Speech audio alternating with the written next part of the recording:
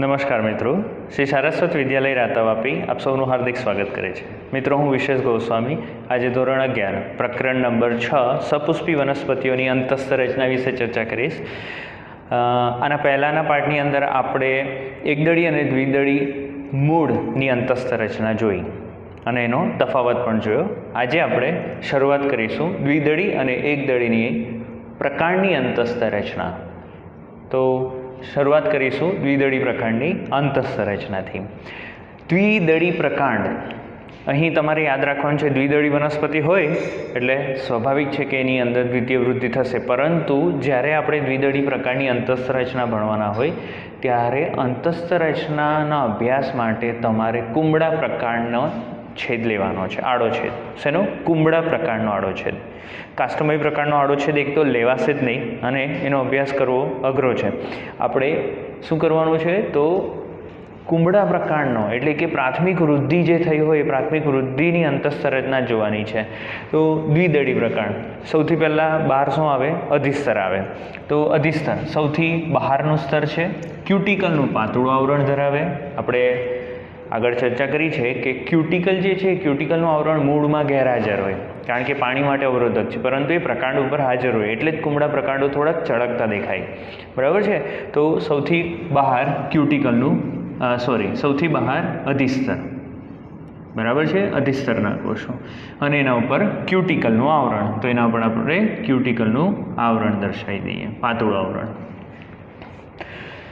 પ્રકાંડ રોમ અને કેટલાક વાયુરંધ્રો પણ ધરાવે છે. બરાબર છે. યસ, કુંબળા પ્રકાંડ ઉપર વાયુરંધ્રો હાજર હોય. મિત્રો, આ વસ્તુ આપણે યાદ રાખવાની. કુંબળા પ્રકાંડ ઉપર વાયુરંધ્રો હાજર હોય છે અને પ્રકાંડ રોમ પણ હોય. અને પ્રકાંડ રોમ અહીં કેવા હોય તો બહુકોષીય હોય. કેવા હોય? બહુકોષીય. આપણે આની ચર્ચા કરી લીધી છે.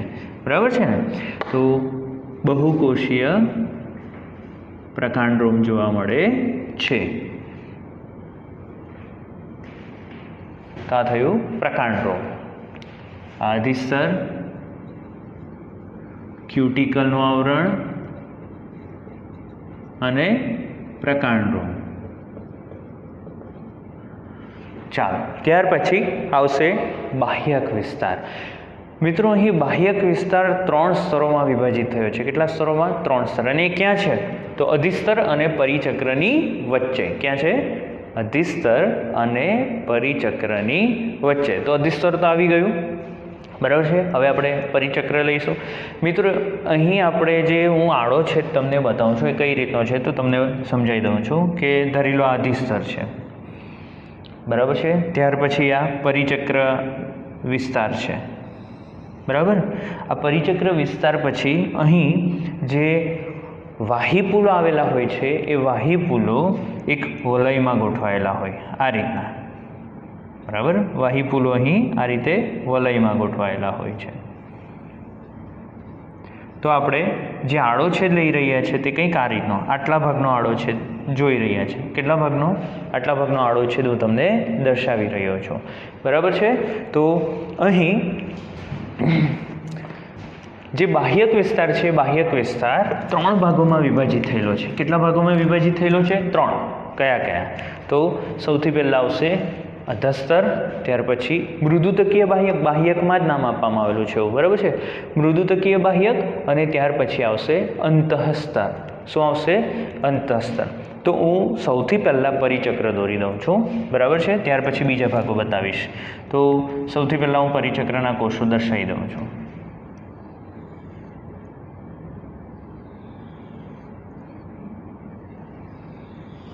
ચાલો, તો આ પરિચક્રના કોષો છે. તમારે આ રીતે કોષો નથી દોરવાના, પરંતુ આપણો વધારે સમય ન લેવાય એના માટે હું આ રીતના પરિચક્રના કોષો બતાવી દીધા છે. એ પછી સમજાવીશ તમને. તો સૌથી પહેલાં આપણે જોઈએ અધસ્તર. તો અધસ્તર શેનું બનેલું છે? સ્થૂલ કોણક કોષોના કેટલાક સ્તરોનું બનેલું છે. શેના? સ્થૂલ કોણક કોષોના કેટલાક સ્તરો. તો સ્થૂલ કોણક કોષોના કેટલાક સ્તરો અહીંયા બતાવી દઉં છું.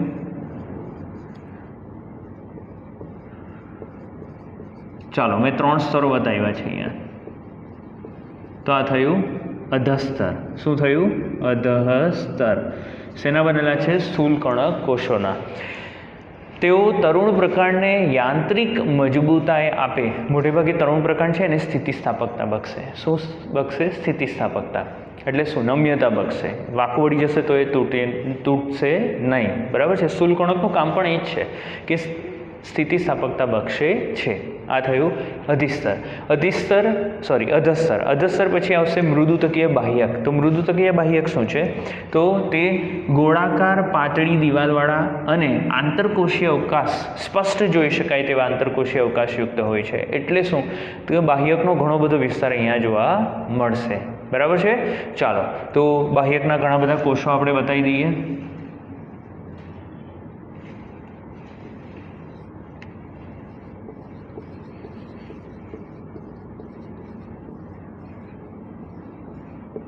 તો આ થયું બાહ્યક.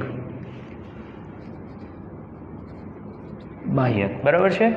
ગોળાકાર પાતળી દિવાલવાળા અને સ્પષ્ટ આંતરકોષીય અવકાશ જોઈ શકાય એવું હોય છે. હવે વધારાનું અંદર છે કે તેનું મુખ્ય કાર્ય, બાહ્યકનું મુખ્ય કાર્ય આપણા ટેક્સ્ટબુકમાં નથી, નોંધ કરી રાખજો કે તેનું મુખ્ય કાર્ય ખોરાક સંગ્રહ છે. શું છે? ખોરાક સંગ્રહ.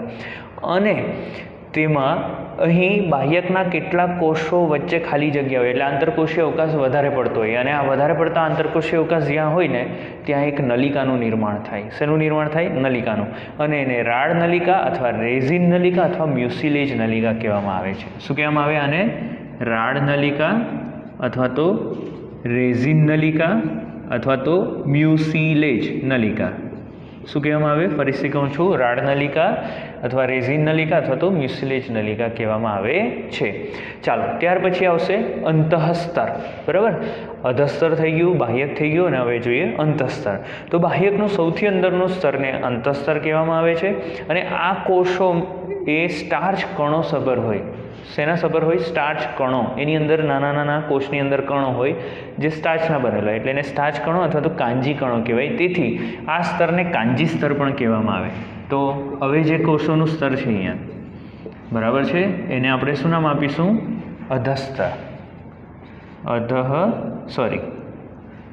અંતઃસ્તર. અને એને કાંજી સ્તર પણ કહેવામાં આવે. બરાબર છે. ઓકે. કારણ કે એની અંદર સ્ટાર્ચ કણો હાજર હોય છે એટલે એને કાંજી સ્તર.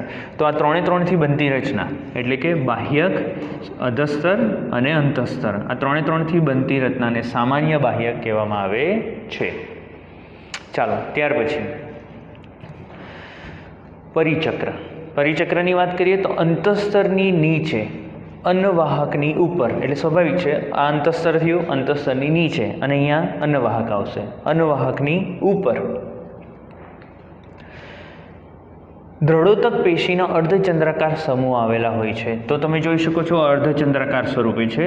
બરાબર છે. એટલે દ્રઢોતક પેશીના, કઈ પેશીના બનેલા? લખું છું અહીંયા, દ્રઢોતક પેશીના બનેલા અર્ધચંદ્રાકાર સમૂહ આવેલા હોય છે. અને આને બંડલ ટોપી કહેવાય. શું કહેવામાં આવે મિત્રો? આ ટેક્સ્ટબુકમાં નથી આપેલું, ખાસ નોંધ કરી રાખજો. શું કહેવામાં આવે? બંડલ ટોપી. બરાબર છે. ઓકે. અને આ દ્રઢોતક પેશીને બનેલા હોવાથી એને કઠોર અધોવાહિની પણ કહેવામાં આવે. શું કહેવામાં આવે? કઠોર અધોવાહિની. બે શબ્દો કીધા મેં તમને, એક બંડલ ટોપી અને બીજું કઠોર અધોવાહિની. અહીં આ જે છે એ દ્રઢોતકના છે. બરાબર છે. ઓકે. ત્યાર પછી અહીંયા આટલો જ ભાગ બીજો હશે, હું અહીંયા દોરું છું. બરાબર છે. તો અહીંયા બીજું અર્ધચંદ્રાકાર સમૂહ હશે. બરાબર છે. આખું ગોળ મેં તમને દર્શાવ્યું તે. અને આ જે વચ્ચેનો ભાગ છે એ વચ્ચેના ભાગમાં મૃદુતકીય કોષો આવેલા. કયા આવેલા? મૃદુતકીય કોષો. એટલે તમે આમ જોવા જાઓ, જો આકૃતિ કંઈ આ રીતની છે. બરાબર છે. આ પરિચક્રમાં અર્ધચંદ્રાકાર સમૂહો છે, સમજી લો.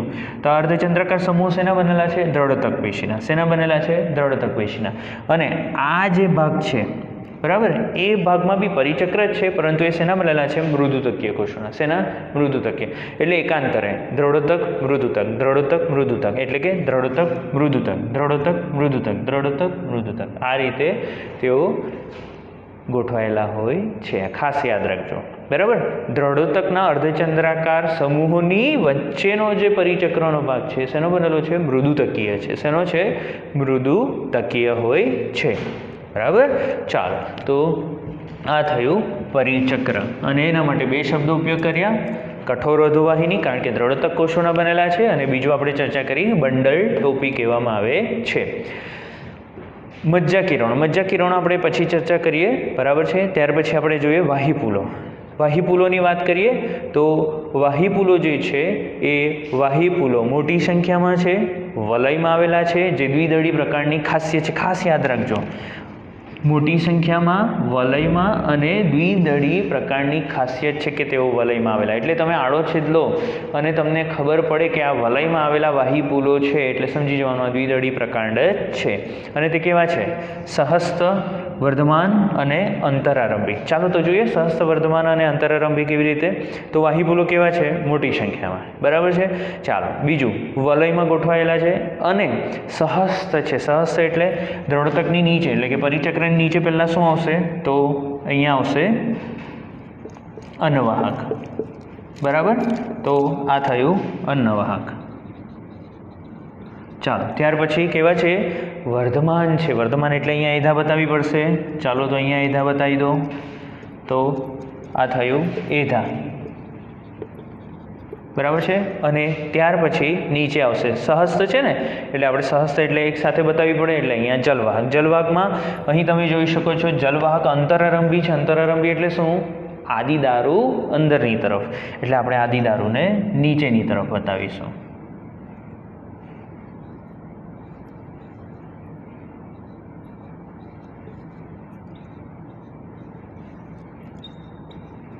તો આદિદારુ નીચે થયા, અનુદારુ ઉપરની તરફ થયા, તો અંતરારંભી થઈ ગયું. બાકી અહીંયા બધી જગ્યાએ કોષો બતાવી દેવાના તમારે, બરાબર છે. એટલે ગોઠવાઈ જશે. તો આ થયું વાહીપુલ. શું થયું? વાહીપુલ. અહીં આ એક વાહીપુલ અને અહીંયા બીજો વાહીપુલ આવશે. એ વાહીપુલની વચ્ચે અહીં મૃદુતકીય કોષોનું સ્તર આવેલું હોય. શું આવેલું હોય? મૃદુતકીય કોષોનું સ્તર. અને એ મૃદુતકીય કોષોનું જે સ્તર છે એને મજ્જા કિરણ કહેવાય. શું કહેવામાં આવે? મજ્જા કિરણ. તો એને મજ્જા કિરણ કહેવામાં આવે છે. એટલે બે વાહીપુલોની વચ્ચે જે મૃદુતકીય કોષોનું સ્તર હોય એને મજ્જા કિરણ. વાહીપુલોની વચ્ચે અરીય રીતે ગોઠવાયેલા, આમ સીધી લાઈન છે, બરાબર છે, આ રીતે, આને અરીય કહેવાય. સેન્ટરથી આ રીતે હોય એને અરીય કહેવાય, બરાબર ને. તો અરીય રીતે ગોઠવાયેલા હોય એને મજ્જા કિરણો કહેવાય, અને મૃદુતકીય કોષોના બનેલા હોય છે. મજ્જા કેવું છે? તો પ્રકાંડના કેન્દ્રસ્થ ભાગમાં વધુ આંતરકોષીય અવકાશયુક્ત ગોળાકાર મૃદુતકીય કોષોથી બનેલું વિપુલ પ્રમાણમાં જોવા મળતું અહીં મજ્જા જોવા મળે છે. એટલે આપણે આકૃતિ જોઈ, સૌથી બહાર અધિસ્તર, બરાબર છે. અધિસ્તર પછી બાહ્યકના 3 વિસ્તારો જોયા, બરાબર છે. અધસ્તર, ત્યાર પછી બાહ્યક, ત્યાર પછી અંતસ્તર, અંતસ્તર પછી આપણે જોયા પરિચક્ર, અર્ધચંદ્રાકાર સ્વરૂપે પરિચક્ર જોયા, બરાબર છે. પરિચક્ર પછી અહીં આપણે અન્નવાહક અને જલવાહક જોયા, અન્નવાહક અને જલવાહક જોયા, બરાબર છે. વચ્ચે મજ્જા જોયું. આ મજ્જા કિરણો કહેવાય, બરાબર છે. આ બધા મજ્જા કિરણો કહેવાશે. ઓકે, તો આપણે અહીં દ્વિદળી પ્રકારની અંતઃસંરચના જોઈ. ચાલો એની સાથે જ આપણે એકદળી પ્રકારની અંતઃસંરચના જોઈ લઈએ. હા, અહીં એક વસ્તુ યાદ રાખવાનું છે. અંતઃસ્તર જે છે, અંતઃસ્તર એક કોષીય અને જાડું સ્તર છે. અંતઃસ્તર જે છે આ અંતઃસ્તર એ કેવું છે? એક કોષીય સ્તર જ છે અને જાડું સ્તર છે, બરાબર છે. આ ટેક્સ્ટબુકમાં નોંધ કરેલી નથી. હવે આપણે ચર્ચા કરીશું એકદળી પ્રકારની. તો જેવી રીતે આપણે એકદળી અને દ્વિદળી મૂળ જોયું, તો તેમાં દ્વિદળીમાં આપણે સવિસ્તાર સમજીએ. એકદળીમાં એવું કીધું કે આટલી વસ્તુ સરખી જ છે, બરાબર છે. તો આની અંદર પણ કંઈક એવું જ જોવા મળશે, પરંતુ અહીં તફાવતો પણ જોવા મળે છે, બરાબર. ચાલો, તો સૌથી પહેલાં કયું સ્તર આવે એકદળીની અંદર? તો બહિસ્તર, બરાબર છે. અધિસ્તર. તો અધિસ્તર જે છે સેમ અહીંયા પણ મૃદુતકીય કોષોનું બનેલું અધિસ્તર, મૃદુતકીય કોષોનું બનેલું અધિસ્તર જોવા મળશે.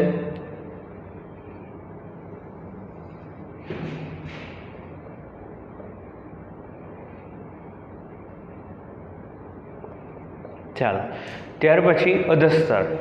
અહીં અધસ્તર જુઓ, સમજાવું છું, તફાવત જોઉં છું, બરાબર. તો બાહ્યકનો વિસ્તારમાં બાહ્યકમાં સૌથી પહેલાં અધસ્તર જોયું, જે સ્થૂલ કોણક કોષોનું બનેલું હતું અને સ્થિતિસ્થાપકતા આપતું હતું.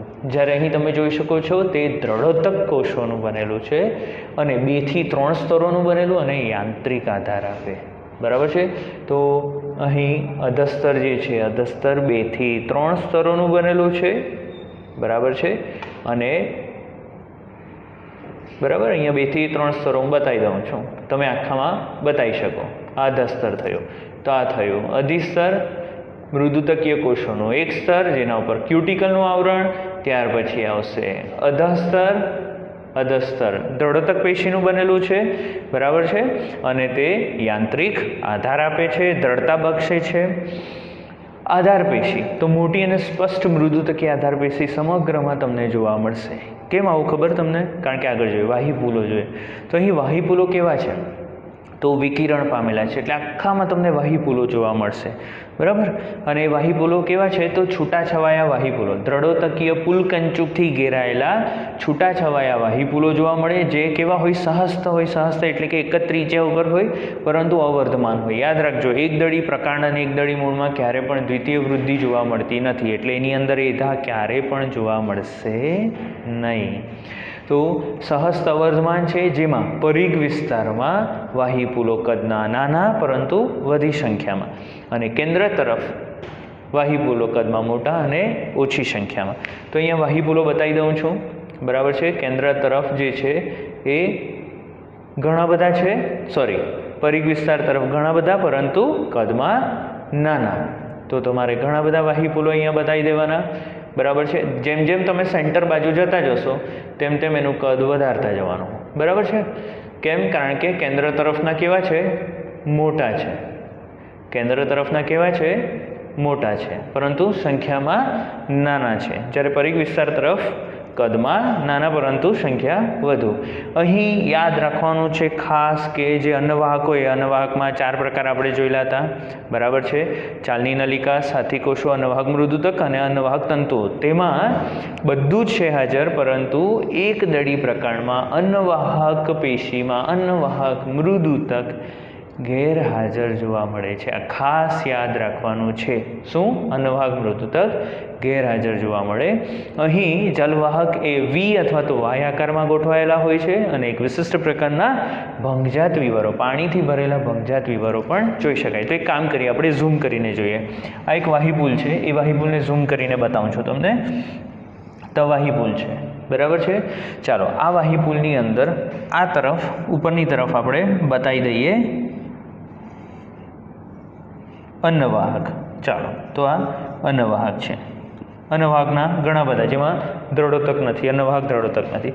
ત્યાર પછી જલવાહક બતાવીએ. તો જલવાહકમાં અહીં અનુદારુ કદમાં મોટા, અહીં આદિદારુ કદમાં નાના, વી અથવા વાય આકાર કહેવાય આને, બરાબર છે. અનુદારુ, આદિદારુ. અને અહીં પાણીથી ભરેલું ભંગજાત વિવર જોવા મળે છે. શું? પાણીથી ભરેલું ભંગજાત વિવર. વાંદરા જેવું મોડું દેખાય.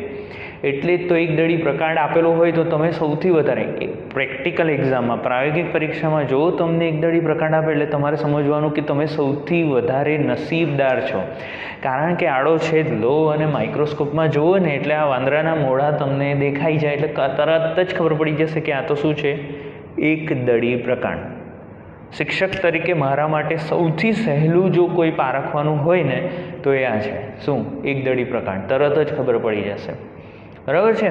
તો આની ફરતે શું આવેલા છે? તો દ્રઢોતકીય પુલકંચુક ના કોષો આવેલા હોય છે, બરાબર. એટલે આની ફરતે પુલકંચુકના કોષો તમારે દોરી દેવાના બધે, બરાબર છે. કોષો આ રીતે બતાવી દેવાના છે. હું બધું નથી બતાવતો, તમારે એ રીતે આકૃતિમાં બતાવવાના જરૂરી રહેશે. પુલકંચુકના કોષો. તો આ અન્નવાહક, અનુદારુ, આદિદારુ, વી અથવા વાય આકારમાં, નીચે પાણીથી ભરેલું કોટર જેને ભંગજાત વિવર કહેવાય, અને આજુબાજુનો વિસ્તાર છે એમાં શું છે? તો આજુબાજુના વિસ્તારની અંદર અહીં તમને દ્રઢોતકીય પુલકંચુક જોવા મળે છે. તો આ એકદળી અને દ્વિદળી પ્રકારની અંતસ્થ રચના આપણે જોઈ લીધી. આનો તફાવત તમને રજૂ કરવા કહે તો તમારે તફાવત પણ રજૂ કરી શકાય. બરાબર છે. હવે આપણે એકદળી અને દ્વિદળીની અંદર પર્ણની અંતસ્થ રચના વિશે ચર્ચા કરીએ અને એનો તફાવત પણ જોઈશું. તો અહીંયા નામ કંઈક અલગ લખ્યા છે. જુઓ તમે, પૃષ્ઠવક્ષીય પર્ણ, બરાબર છે, અને અહીં તમે સમદ્વિપાર્શ્વ પર્ણ. તો આવા નામ કેમ છે? પહેલાં તો પ્રશ્ન થાય, આમાંથી એકદળી કયું અને દ્વિદળી કયું? એ બીજો પ્રશ્ન થવો જોઈએ. તો તમે એમ કહેશો કે સર તમે કાયમ અહીંયા દ્વિદળી જ લખો છો, બરાબર, અને અહીંયા એકદળી લખો છો. આ દ્વિદળી છે ને એકદળી છે. હા, વાત સાચી છે. આ દ્વિદળી પર્ણ છે. કયું છે? દ્વિદળી પર્ણ. અને આ એકદળી પર્ણ છે.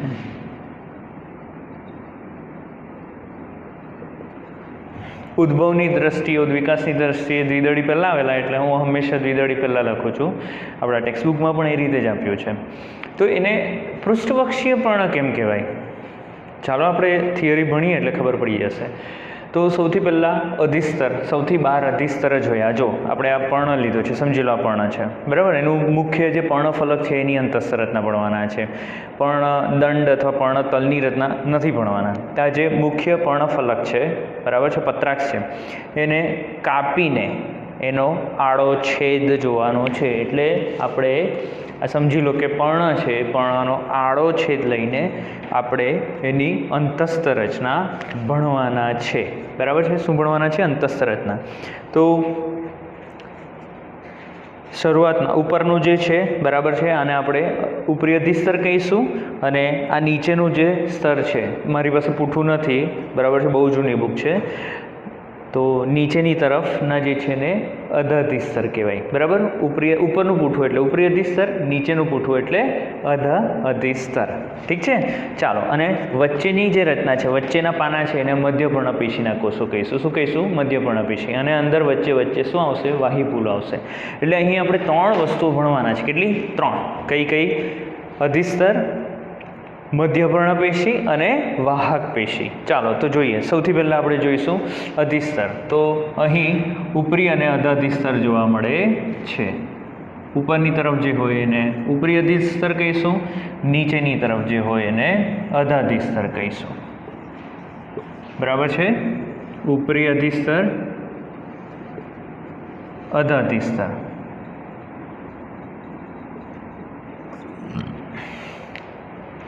તો ઉપરી અધિસ્તર, જેનું બીજું નામ છે અભ્યક્ષીય અધિસ્તર પણ કહેવાય. એટલે આ બી ખાસ યાદ રાખવાનું છે, અભ્યક્ષીય અધિસ્તર.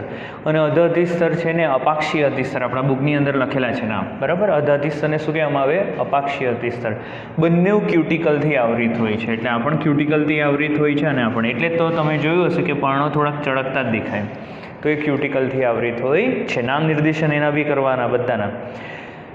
અહીં ઉપરી અધિસ્તર અને અધઅધિસ્તર જે છે એમાં વાયુરંધ્રોની સંખ્યા જે છે તેમાં તફાવત જોવા મળે. નીટ માટે ઇમ્પોર્ટન્ટ છે. શેમાં વાયુરંધ્રોની સંખ્યા સમાન, શેમાં જુદી, કેમ તે પછી ચર્ચા કરીએ. એટલી ચર્ચા પછી કરીએ. કેમ? કારણ કે આપણે પહેલાં સમજવું પડશે મધ્યપર્ણપેશી. તો મધ્યપર્ણપેશીની વાત કરીએ તો આ ઉપરી અને અધઅધિસ્તરની વચ્ચે જેટલા પણ અહીં કોષો આવેલા હોય છે, બરાબર છે, મૃદુતકીય કોષો, એને મધ્યપર્ણપેશીના કોષો કહેવાય. પર્ણના મધ્યમાં આવેલા કોષો મધ્યપર્ણપેશી. પરંતુ અહીં જે મધ્યપર્ણપેશીના કોષો, પહેલાં તો એ જોઈ લઈએ. મધ્યપર્ણપેશીના કોષો હરિતકણ ધરાવે અને મૃદુતકીય, એટલે મૃદુતકીય કોષો છે જેમાં હરિતકણો આવેલા હોય છે મોટી સંખ્યામાં. કેમ? કારણ કે પર્ણનું કામ શું છે? પ્રકાશ સંશ્લેષણ કરવાનું. અને પ્રકાશ સંશ્લેષણ માટે આપણને શું જરૂરી છે? હરિતકણ જરૂરી છે. ચાલો, પરંતુ અહીં 2 અલગ અલગ પ્રકારના કોષો જોવા મળે. પહેલું છે મૃદુતકીય લંબોતક, લાંબા, એટલે એને લંબોતક કોષો કહેવાય. તેઓ લંબાયેલા છે અને અનુલંબ રીતે એકબીજાને સમાંતર હોય છે. બરાબર છે. અહીં હું વાહક પેશી માટેની થોડીક જગ્યા છોડી દઉં છું, બરાબર છે. ચાલો, તો અહીં લંબાયેલા કોષો કંઈક આ રીતના અનુલંબ રીતે એકબીજાને સમાંતર લંબાયેલા કોષો જોવા મળે. હવે આ ક્યાં ગોઠવાયેલા છે? તો ઉપરી અધિસ્તરની નજીક, બરાબર છે. અથવા તમે એમ બી કહેશો કે ઉપરી અધિસ્તરની નીચે ગોઠવાયેલા હોય છે, બરાબર. ચાલો, તો આને શું કહેવામાં આવે? મૃદુતકીય લંબોતક. શું કહેવામાં આવે? મૃદુતકીય લંબોતક. આની અંદર પણ હરિતકણો તો છે જ, બરાબર. તમારે બધા જ કોષોની અંદર આવી રીતે હરિતકણો બતાવી દેવાના. અહીં નીચેની તરફ મૃદુતકીય શિથિલોતક આવેલા, જે અંડાકાર અથવા ગોળાકાર અને મોટી સંખ્યામાં વાત અવકાશો એટલે કે ખાલી જગ્યા કોટરો ધરાવે. તો અહીં કંઈક આ રીતના કોષો છે. શિથિલ ગોઠવણી છે, છૂટી છવાઈ ગોઠવણી છે, એટલે આને શિથિલોતક, મૃદુતકીય શિથિલોતક પેશી કહેવામાં આવે અથવા કોષો કહેવામાં આવે. બરાબર. મૃદુતકીય શિથિલોતક. અહીં તમે જોઈ શકો છો કે બંને તરફ ઉપરી અધિસ્તર પાસે અને અધાધિસ્તર પાસે જે મધ્યપર્ણ પેશીના કોષો છે અલગ અલગ છે. બરાબર છે. વક્ષ બાજુ આને વક્ષકીય અને પૃષ્ઠકીય. બરાબર. સોરી, નીચેની તરફ હોય એને આપણે વક્ષ કહીએ અને ઉપરની તરફનો જો હોય તેને પૃષ્ઠ કહીએ. તો વક્ષ અને પૃષ્ઠ બાજુ અહીં બંને જે બાજુ છે, બરાબર, એ બંને બાજુ પર કોષો અલગ અલગ પ્રકારના હોવાથી એને પૃષ્ઠવક્ષીયપર્ણ કહેવાય. શું કહેવામાં આવે? પૃષ્ઠવક્ષીયપર્ણ. દ્વિપાર્શ્વપર્ણ. સમ નહીં, સરખા નથી, અલગ અલગ છે. બરાબર. એટલે એને પૃષ્ઠવક્ષીયપર્ણ કીધું. પૃષ્ઠ અને વક્ષ બાજુ બંને બાજુએ કોષો અલગ અલગ પ્રકારના છે, તેથી એને પૃષ્ઠવક્ષીયપર્ણ કહેવાય. એટલે દ્વિદળીને પૃષ્ઠવક્ષીયપર્ણ કહેવાય. બીજું, અહીં ઉપરી અધિસ્તર ઉપર વાયુરંધ્રોની સંખ્યા ઓછી, જ્યારે અધાધિસ્તર ઉપર વાયુરંધ્રોની સંખ્યા વધારે હોય. એવું કેમ? તો તમે જોઈ શકો છો અહીં ઉપરી અધિસ્તર પાસે જે મૃદુતકીય લંબોતક છે ગાઢ રીતે ગોઠવાયેલા છે, એટલે જગ્યા બહુ ઓછી છે, એટલે અહીંયાથી પાણી નીકળવું અઘરું છે. બરાબર ને? એટલે જ અહીંયા ઉપરી અધિસ્તર ઉપર વાયુરંધ્રોની સંખ્યા કેવી હોય? ઓછી હોય.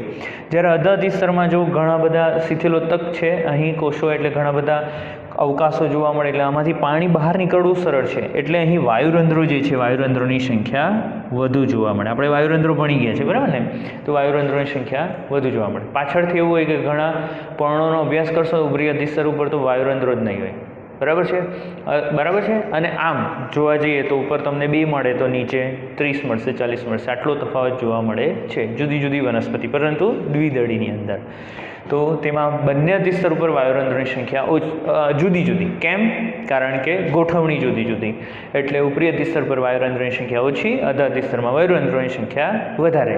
અહીં પૃષ્ઠ અને વક્ષ બંને બાજુએ જે મધ્યપર્ણ પેશીના કોષો અલગ અલગ હોવાથી એને પૃષ્ઠવક્ષીયપર્ણ પણ કહેવામાં આવે છે. વાહક તંત્રની વાત કરીએ તો વાહક તંત્ર જે છે એમાં શિરા અને મધ્ય શિરા, ભાઈ આ પર્ણ છે અને અહીં જાલાકાર શિરા વિન્યાસ હોય. બરાબર ને? તો કંઈક આ રીતની હોય. પછી એમાં આવી રીતની જાડીઓ સ્વરૂપે હોય. એટલે તમે આનો આડો છેદ લો તો એની અંદર અમુક શિરાઓ એકદમ જાડી હોય, મધ્ય શિરા એકદમ જાડી, પછી આ શિરાઓ એના કરતાં થોડી નાની, આ શિરાઓ તો એના કરતાં નાની. એટલે અહીંયા શિરાઓ તમને મોટી પણ જોવા મળે, નાની પણ જોવા મળે, જેથી શિરા અને મધ્ય શિરામાં વાહિપુલોના કદ જે છે તેમાં તફાવત જોવા મળે. કેટલાક વાહિપુલો કદમાં મોટા, કેટલાક વાહિપુલો કદમાં નાના. આવું કેમ?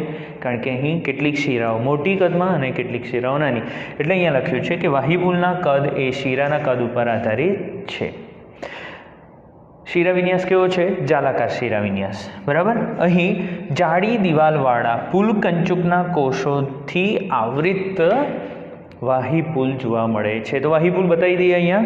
બરાબર છે. અને વાહિપુલમાં અન્નવાહક છે અધાધિસ્તર તરફ અને જલવાહક ઉપરી અધિસ્તર તરફ. બરાબર છે. તો જલવાહક અહીં ઉપરની તરફ બતાવી દેવાનું, અન્નવાહક અહીંયા નીચેની તરફ બતાવી દેવાનું અને કોષોથી ભરી દેવાના. બરાબર છે. અને અહીં આની ફરતે જાડી દિવાલયુક્ત પુલકંચુકના કોષો જોવા મળે છે. તો જાડી દિવાલયુક્ત પુલકંચુકના કોષો, મૃદુતકીય પુલકંચુકના કોષો. બરાબર છે. મૃદુતકીય પુલકંચુકના કોષો જોવા મળે છે. મિત્રો અહીંયા ખાસ યાદ રાખવાનું, પુલકંચુકના કોષો અહીંયા છે, પરંતુ એની અંદર જે હરિતકણો છે, હરિતકણોની સંખ્યા ખૂબ ઓછી ક્યાં તો ગેરહાજર છે. બરાબર. એના લીધે અહીંયા ક્રેન્સ પેશી રચના નિર્માણ પામતી નથી. હવે ક્રેન્સ પેશી રચના શું છે આપણે સમજીએ. તો આ થયું દ્વિદળી પર્ણ. બરાબર છે. ચાલો એની સાપેક્ષે આપણે એકદળી પર્ણ જોઈએ અને એનો તફાવત પણ પછી રજૂ કરી દઈશું. એકદળી પર્ણ, તો એકદળી પર્ણની રચના દ્વિદળી પર્ણને સમાન છે, પરંતુ અહીં આપણે ફક્ત તફાવત જોવાના છે એવું ટેક્સ્ટબુકમાં લખેલું છે. તો આપણે એ પ્રમાણે જ જઈએ. સૌથી પહેલાં પર્ણરંધ્રો. તો પર્ણરંધ્રો અહીં ઉપરી અને અધિસ્તરમાં પર્ણરંધ્રની સંખ્યા કેવી હતી? અલગ હતી. બરાબર છે. ત્યારે અહીં એકદળી પર્ણમાં ઉપરી અધિસ્તર હોય કે અધ અધિસ્તર હોય, બંને ઉપર પર્ણરંધ્રની સંખ્યા સમાન હોય. આ બંને વચ્ચેનો તફાવત રજી નથી કર્યો કે ભાઈ આમાં વધારે છે ને આમાં ઓછા છે, એવું નથી કીધું. અહીંયા તો એમના જ અધિસ્તરોની તુલના કરવામાં આવી છે. એટલે કે ઉપરી અધિસ્તર, આ ઉપરી અધિસ્તર છે, બરાબર છે, આ અધ અધિસ્તર છે. તો ઉપરી અધિસ્તર અને અધ અધિસ્તર બંને ઉપર પર્ણરંધ્ર જે છે, પર્ણરંધ્ર એની સંખ્યા કેવી હશે? સમાન. અહીંયા 28 હોય તો અહીંયા 32 33, એટલે લગભગ નજીક જેવી હોય, તો સમાન જોવા મળે છે. મધ્યપર્ણપેશી. તો અહીં મધ્યપર્ણપેશી મૃદુતકીય લંબોતક અને મૃદુતકીય શિથિલોતકમાં વિભાજિત થયેલી નથી. અહીંયા મૃદુતકીય લંબોતક અને શિથિલોતકમાં હતી ને એવું અહીં જોવા મળશે નહીં. પહેલાં હું વાહીપુલ અહીંયા દોરી દઉં છું. બરાબર છે. તો આ વાહીપુલ થયા. ઠીક છે. અહીંયાના બધા જે બી વચ્ચેના કોષો છે એક સમાન, એક સરખા જોવા મળશે તમને. બરાબર છે. એ કંઈ જુદા જુદા કોષોમાં વિભાજિત થયેલા નથી.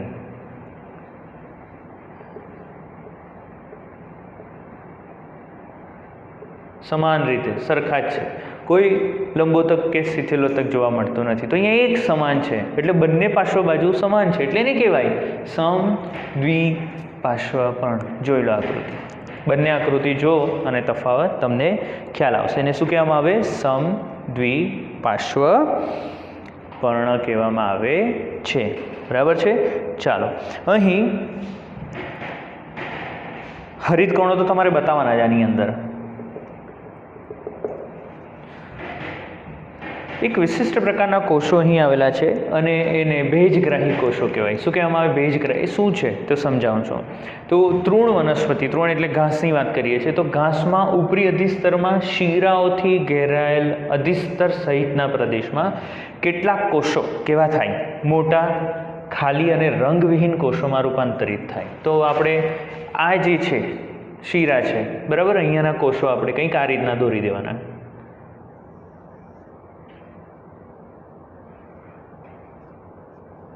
બરાબર. અને ભેજગ્રાહી કોષો કહેવાય. શું કહેવામાં આવે? ભેજગ્રાહી કોષો. ભેજનું ગ્રહણ કરતા કોષો હોવાથી એને ભેજગ્રાહી કોષો કહેવામાં આવે છે. હવે શું કરે તે સમજાવું છું. જ્યારે ભેજયુક્ત વાતાવરણ હોય, કેવું? ભેજયુક્ત વાતાવરણ. ભેજયુક્ત હોય એટલે શું કરે? તો એની અંદર પાણી ગ્રહણ કરે. ભેજગ્રાહી કોષો શું કરે? ભેજને ગ્રહણ કરે, પાણીને ગ્રહણ કરે. એટલે શું થાય? ફૂલી જાય. ફૂલી જાય એટલે આસુન રહે. આસુન બને એટલે શું કરે? તો એ પર્ણની જે સપાટી છે એ પર્ણની સપાટીને ખુલ્લી રાખશે. એટલે શું? બાષ્પીભવન બી વધારે થશે. બરાબર છે. અને જમીનમાંથી ખનિજ ક્ષાર અને પાણી ઉપર વધારે ચડશે. તો તેઓ ભેજયુક્ત વાતાવરણમાં આસુન બને એટલે પાણીથી ભરાઈ જાય અને પર્ણ સપાટીને વિસ્તૃત કરે, ખુલ્લી કરી નાખે આખી. બરાબર, ખુલ્લી કરી નાખે એકદમ.